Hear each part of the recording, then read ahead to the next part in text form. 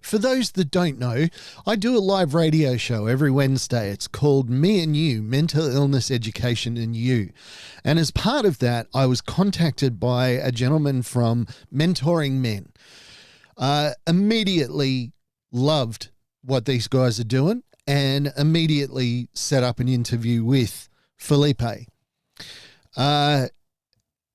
We had the conversation on air on the radio, but there were certain parts that I couldn't play and there were certain parts that wouldn't fit into the timing. So I asked permission for Phil, to let me put the full interview up on our podcast. Mark my words.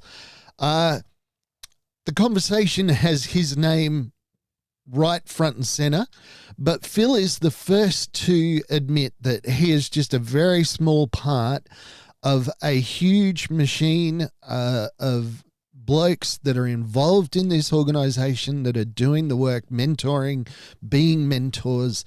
But he just happens this time to be the mouthpiece. He's the interim CEO, and I got to tell you, after I spoke to Phil, I'm a fan of these people. I'm a fan of Mentoring Men, and I want to do everything I can to get the word out about them. So let's play the full interview. This is Mark My Words. If you'd like, share, and subscribe, I'd always appreciate it. But make sure you check out Mentoring Men. Going to have all the information below. Let's dive right in and see what happens. Welcome to Mark My Words. Mark My Words is the story of my journey from a place where I was shattered to where I could live again. It is my absolute joy today to be speaking to somebody that reached out quite out of the blue. But as soon as I went to their website, as soon as I started chatting to this person, I realized how important the discussion that we're going to have today is. So I'm going to first off ask the question, who are you? Thanks, Mark. My name is Filipe, or Phil, and I am the interim CEO of an organisation called Mentoring Men. All right, Mentoring Men. It can seem like a foreign concept, particularly in Australia. It can seem like something that's a business concept, but you're making it, your organisation is turning it into something completely different. Yeah, absolutely. What I guess a lot of people probably know the notion of mentoring in a career environment, in a professional environment. Whereas what we do is we provide free one-to-one life mentoring for men across the country. And so what that really involves is more about getting linked in to somebody that can just be in your corner, someone that you can just talk to about whatever life struggle, issue, thought that you might have on your mind, just that person in your corner that you can have a yarn with. And that really flies in the face of what my perception of mentoring was. As you said, it's from that business perspective. It's, I've got a certain goal and I want to be like somebody else. So I'm going to get somebody that's where I want to be to coach me on how to get there. But you're talking about something really, really different. You're talking about almost, it seems like just a personal kind of connection more and above anything else. Yeah, absolutely. And I guess, you know, what's shocking or what's surprising is that 1 in 4 blokes in Australia don't feel as though that they've got that close friend, that close person, that close support person in their life that they can just talk to. And so that's really what we're trying to do, is create this environment where there's of course, first of all, confidential, but non-judgmental, where you can just simply connect with someone and just talk to them and talk through whatever it is that's on your mind and keeping you up at night. And we know that if you can offload that, if you can have those conversations early on, that then they don't manifest into bigger and larger issues. Can I just get you to clarify? I thought I heard you say 1 in 4 men say that they don't have even a close mate. Is that what is you? That's what you just said, yeah? Yeah.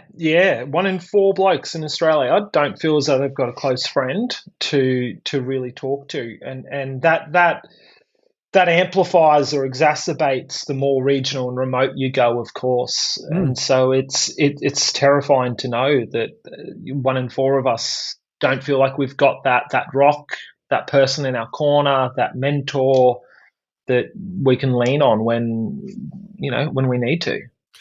Phil, what you're talking about seems as a concept to be amazing. But I have to tell you, in my mind, I've been thinking about, okay, how I would go about the process of reaching out to your organization, what I would need to do. And honestly, the thought scares the hell out of me.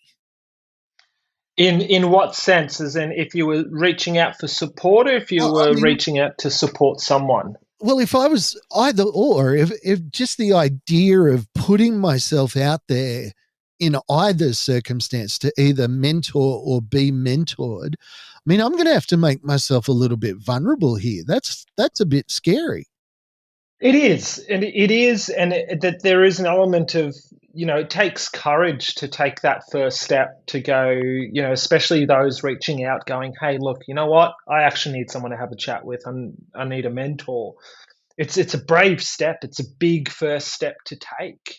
But what we see is that they're very grateful after doing that. I mean, 68% of the blokes that reach out, sort of just after 3 months, report feeling less isolated, less lonely, and more optimistic about their future. And that's just after 3 months of being connected with someone. And that's a hell of a big success rate. You can look at 68, 70% and kind of downplay that number, but that is a massive number when it comes to people engaging, isn't it?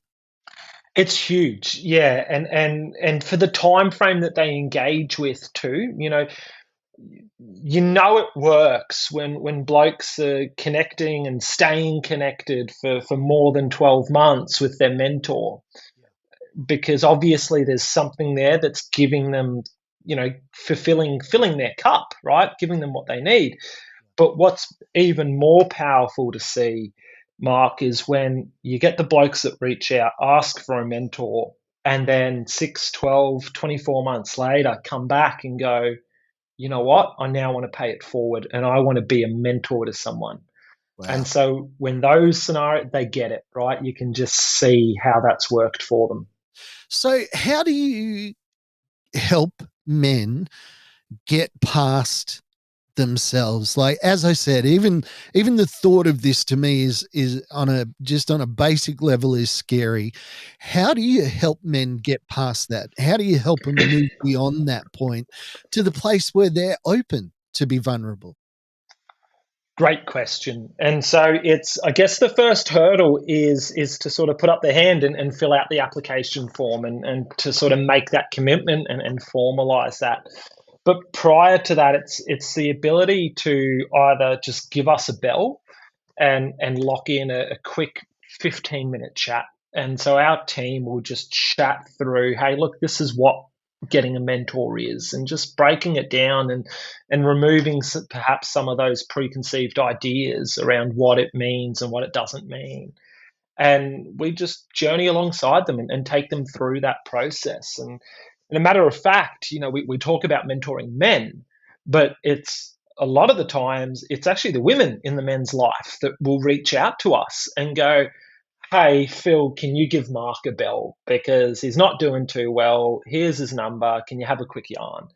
And so we'll also vice versa. We'll reach out and go, "Mark, how you going? Have you thought about mentoring?" And we'll step through it. When we're talking about this stuff, and it highlighted to me when we were off air and we were just kind of getting to know each other a little bit.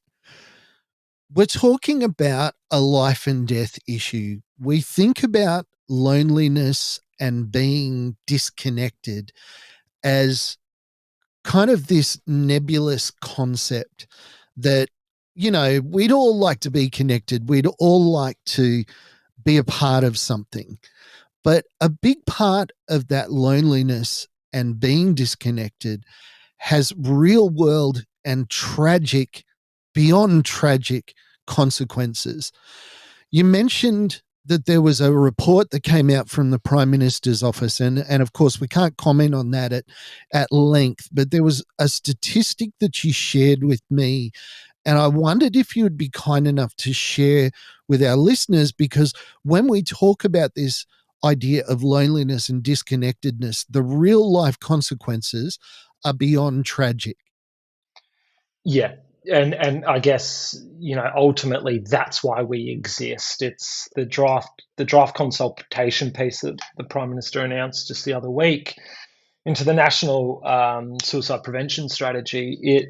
The simple realities are, and they're not that simple, but 9 people every single day in this country lose their lives to suicide. And what's more is that the reports indicating that 150 people a day attempt to take their own lives. So and then when you think about the trickle down effect, it's not just that individual that's impacted. It's the friends, it's the families, it's the whole wider community of those that are, the impact. So it's affecting thousands and thousands of people every single day. And so whilst it's nice to know that at one level we're playing a really small part in a far larger ecosystem of supports, fundamentally we're giving men a place to belong. And the reason why that's so critically important is because three-quarters of all the suicides in Australia are represented by men. And if we can, and we have, and we know because we've received the feedback, if we can just lift up one man and prevent one suicide, then the whole thing's worth it. It's interesting that you mentioned that, because so much of what you just said, but there's one reality of suicide that I think doesn't get talked about to a person that's feeling is going through suicidal thoughts or suicidal ideation, is this idea that the pain won't actually stop when they choose to move on. The pain lives on in all the people that are left behind. And I've spoken to people that have loved people. I've loved people that have taken their lives, and we don't, I don't think we often enough share how much that pain lives on. Absolutely. Yeah, it's just so painful and so tragic on so many different levels, right? And the thing is, and the worst thing about it all is it's preventable. Like there's an answer out there. It's what we do. It's what Men's Table does. It's what Men's Walk does. There's heaps of organisations out there. It's what clinical supports do. There's so many supports out there to a degree that this is preventable. But it's about bringing it out of the closet, and it's about sort of us as men needing to take that courage, and us as a community rallying around the people in our lives as well. Now it's time for me to kind of lift myself. I feel like in this interview we've had to talk about some really heavy stuff, and that's true. But I want to talk about the light that you're shining on this dark mental health crisis. Mentoring men, just a couple of facts about it. How long have you guys been around? How many blokes have you had involved in your programs? Yeah, so we've been around for about 6 years, and we support men from across the country, and we've connected sort of about 4,000 men to one another. So it's pretty significant for a small little not for profit. There's some big numbers there, and there's a lot that goes into the process of finding the right mentee and matching them to the right mentor, and there's a lot of work behind the scenes. Okay, so if I'm listening to this, and there's 2 ways I guess people are going to come to you: the mentor and the mentee. So obviously we're going to have people listening today that fit into both camps. So I would imagine that some of the reasons that I might not reach out to an organization for like you is this sense of self-worth, this sense of, am I worth somebody investing in my time? What would your advice be to a person that might be listening to this today that's sitting there thinking, this sounds wonderful, but truly I don't believe that I'm of enough value for an organization to be willing to put time into me to find me a mentor? Yeah, look, the simple answer is you are. The simple answer is you are, you matter, and there's a place in this world for you to belong. It's just that simple. It's so empowering to hear another bloke just saying that, because I can see that you mean it. Everything about you just says that you care so much about this organization and what it does. So let's talk about the other side of the coin. At the end of the interview, I want to talk about some misconceptions, but I want to ask you, it's got to take courage for a man to put his hand up and say, you know what, I would like to be a mentor. Yeah, yeah, it does. And I think sort of to your point there, I was very unfairly getting the accliments and the credit there. The thing is, we've got a bunch of good men in mentoring men, and so to go back and answer your question, it's got nothing to do with me. I can tell you that we've got hundreds of men that care and are there for the right reasons, and for no other motives besides the fact that they care. And I think to answer that question, is it daunting to become a mentor? Look, first of all, you don't need to have any of the answers for that matter, right? Going back, fundamentally, what you need is, first of all, you need to care. And second of all, you need to know how to listen. And if you have those two things as the fabric of your DNA, then you'll make a perfect mentor. The rest will train you in. Do you have an I'm not sure how this will go, but I'm just going to throw it. Do you have a favorite story? And without breaching confidentiality, is there an example that you may use or you've talked about of something that's just it's been a good thing that's come out of a relationship? Yeah, it only came up just the other week, like this month, when I say the other week. And it was, especially if we're talking about mentors, right? And so there's one thing about needing to care and wanting to support someone else. But what this story really highlighted was we had a mentor who was supporting another bloke who became really, really ill and was in hospital for quite a number of weeks. And it was his mentee that rocked up week on week to have a coffee with him by his bedside. And so it was that role reversal. This bloke reached out going, I thought I was helping this guy out, but there he was, the one bloke in my corner helping me out. And there's something uniquely special in two strangers coming together and connecting at that level.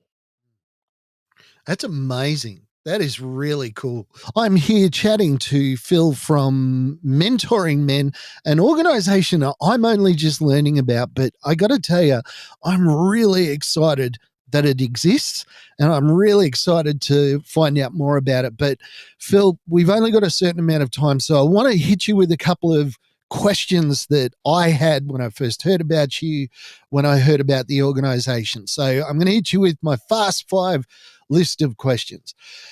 Does a mentor have to be somebody that is famous or quote unquote important? No, the simple answer is absolutely not. In a matter of fact, they just have to be normal, everyday humans. The fact that I would like to have a mentor, does the fact that I think this would be something that I would like to reach out for, does that make me weak?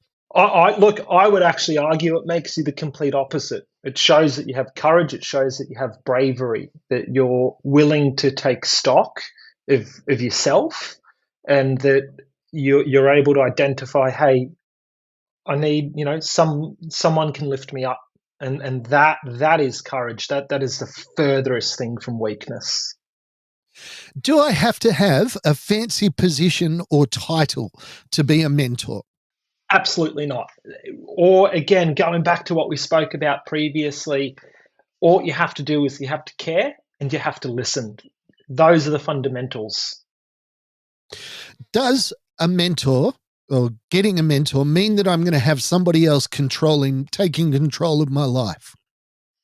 Again, the answer is no. And a matter of fact, really what a life mentor is there to do is to just be in your corner and to listen. And it's not even to necessarily give you any advice, because 9 times out of 10, you sort of already know the answer. You just need to verbalize it. You need to talk it through with someone, but you sort of already know what you need to do. And so it's a mentor's just that person in your corner that's going to journey alongside you. But in a matter of fact, what we teach our mentors is, I've got a quote, you can't see it obviously, but it's a quote that reminds me of what mentoring is. And it's the delicate balance the delicate balance of mentoring someone is not creating them in your own image, but giving them the opportunity to create themselves. All right. And my last question in the final five, being a mentor, will it be taxing and difficult? Taxing, maybe not. Difficult. Look, every relationship will go through its ups and downs, and you might find, one or two challenges. But in terms of commitment, we sort of say, just it's sort of like, it's a bit like the Army Reserve or the reserves. Try and catch up no more than once a week and no less than once a month, and that's sort of the commitment that we need people to commit to. Why do you do this? Why does Phil get up in the morning and go, you know what? I'm going to be passionate about this mentoring men's thing. What is it about it? What is it about you that gives you the passion to do this? Look, I think ultimately for me, it's I've had the luxury of having really good men in my life, and I don't know if I'd be where, as a matter of fact, I know I wouldn't be where I am today if it wasn't for those men. And so knowing what a mentor, a close person in my own life has done for me is very easy to then connect to what we're trying to achieve here at Mentoring Men. And of course, it's, I don't know if there's anyone in this country that hasn't either directly or indirectly heard, known of, been affected by suicide in their friendships and networks, and that's very true for me as well. Okay. All right. Well, just before we go, I need some nuts and bolts about your organization. I'm on board. I like what you're doing. I'm a supporter of mentoring men. How can I now get involved? Where do I need to go to get information? What's the deal? Look, it's first of all, whether you want to be a mentor, whether you want to be a mentee, one of the things that we don't want to do is create any barriers to seeking help.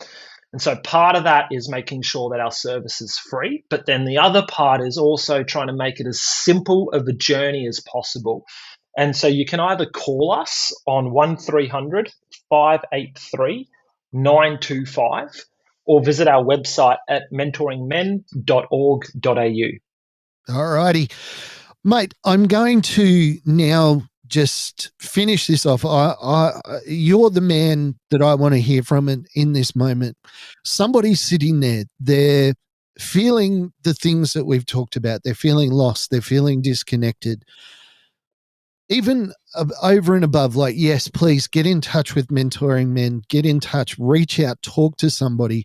But to that person that's sitting there today that might be listening to this going, Mark, Phil, I am lonely. I feel like I'm alone. What would your message to that person be today? That you don't have to be, number one. You don't have to be. And if mentoring men is that avenue for you, then give it a go. No one needs to know, first of all, right? Like this is an entirely confidential support. And what do you have to lose? Give it a go. If you don't like it, that's fine too. Mate, this conversation has been eye-opening. We've gone all over the shop. I cannot thank you enough. Mate, that website, once again, if people are thinking about checking it out, it is...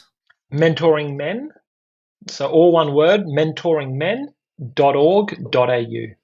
Phil, mate, and to all of the blokes involved at Mentoring Men, thank you. We appreciate you. Absolutely. Thank you for listening to Mark My Words. I'd like to thank my producer, Meredith Brosnan, and also Torian, Kevin, and Lorraine. And I can't forget the band Adelaide, who allows us to use their song as our theme.